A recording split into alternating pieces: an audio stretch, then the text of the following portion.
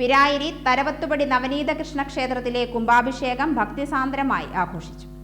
കുംഭാഭിഷേകത്തോടനുബന്ധിച്ച് രാവിലെ പൂജകൾക്ക് ശേഷം 6-ന് കലശാഭിഷേകം, 7 മണിക്ക് പരികലശാഭിഷേകം, 9-ന് ബ്രഹ്മകലശാഭിഷേകം എന്നിവ നടന്നു.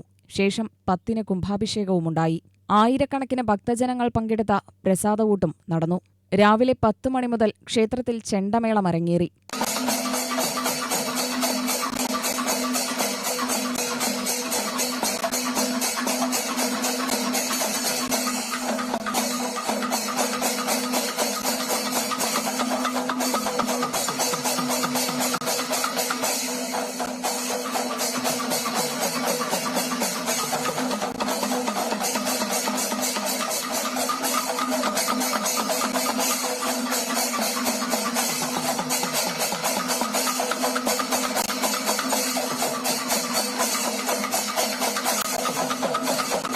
വൈകിട്ട് ഗാനമേളയുമുണ്ടായി.